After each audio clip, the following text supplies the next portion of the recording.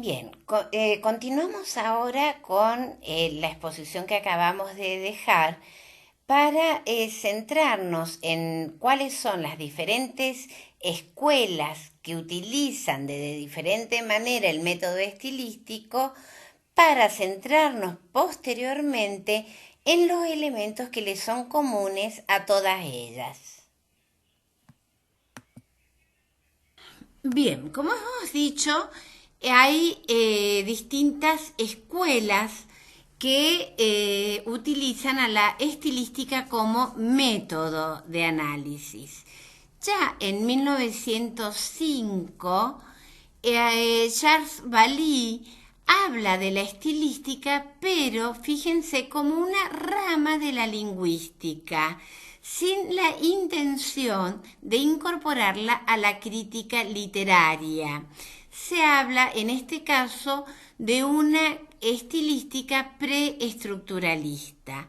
Será recién con la estilística idealista, alrededor de los años 1920, en la escuela alemana representada con Leo Spitzer y Karl Fossler, los que van a unir los conceptos estilísticos pronunciados por Bailly a un método específico.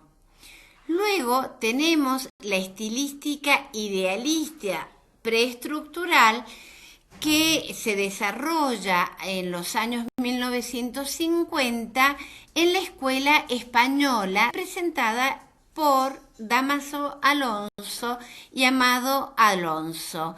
Es en esta escuela en la que posteriormente nos vamos a centrar, porque es la que ha influido en mayor medida en los análisis en la crítica argentina. Por otro lado, tenemos hacia los años 1960 la estilística estructuralista, representada por la escuela francesa, por Pierre Giraud y por Michel Riffater. Por último, la estilística generativista, desarrollada en la década que va desde 1965 al 75, es una escuela de origen norteamericano y está representada por Richard Hotman y Thorne. Más allá de las diferencias prácticas de cada una, lo que da unidad a estas escuelas es que todas son analíticas, descriptivas y abordan la expresión. Es decir, que todas parten de un análisis, de una fragmentación de la obra literaria, de la observación de elementos propios, específicos de ese texto literario, y realizan una descripción que va a abarcar tanto el campo morfológico como el sintáctico y el semántico, y abordan la expresión, o sea, el texto propiamente dicho. ¿Cuáles son los principios comunes a todas estas escuelas que hemos mencionado? En primer lugar, el abordaje del análisis de textos literarios desde una perspectiva crítica, con un punto de vista de partida lingüístico formal. Se aborda el análisis y descripción de obras literarias para obtener algún tipo de conclusión sobre la calidad formal y su valor estético. En segundo lugar, tenemos la perspectiva desviacionista, que comparte con el formalismo, y se trata de la localización de términos de desvío o de elección. Tienen relevancia estilística los rasgos formales que salen de lo normal, aquello que supone una innovación como resultado consciente e intencional por parte del autor. Este desvío llama la atención del lector o del crítico, quien puede dar una interpretación o valoración de tal originalidad.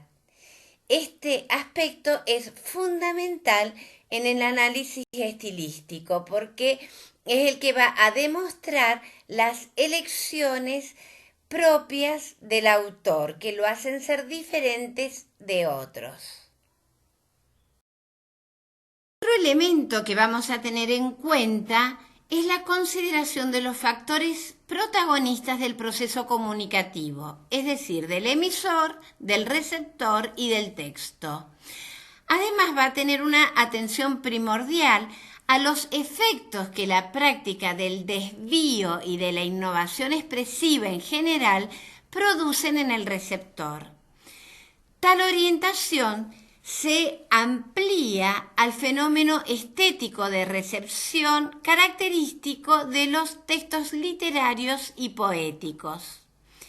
Desde las primeras formulaciones idealistas y preestructuralistas hasta las concepciones semioestilísticas más recientes, la descripción del efecto poético, su origen y su resultado ha estado en el centro de los intereses de este tipo de análisis críticos. Es decir, que ha estado siempre en el método estilístico y este va a partir, ya lo vamos a ver, de elementos contextuales y se va a centrar en el estudio del texto con procedimientos, si ustedes quieren, de tipo formalistas, donde va a haber observación, cuantificación, descripción de los componentes del texto, pero le va a importar el efecto que produce en el receptor. Y este efecto es el que va a capitalizar el crítico y va a extraer de él una conclusión que va a ser presentada como parte del análisis. Esto es una diferencia capital respecto del método formalista. Lo dicho hasta ahora nos lleva a la siguiente afirmación, que la estilística no es una ciencia, sino un método, o podríamos decir un conjunto de métodos, que la transforma en lo que llamamos el método estilístico de análisis, descripción e interpretación de textos literarios. Se fundamenta en teorías lingüísticas y literarias ya existentes como el idealismo, el estructuralismo o el generativismo, entre otras. La consideración legítima de la estilística como una disciplina supone reconocer que se trata de una disciplina disgregada y heteróclita, sin unidad de objeto ni de método, que nunca ha logrado delimitar con precisión su dominio de estudio y está sujeta a los vaivenes de los diferentes enfoques y tendencias.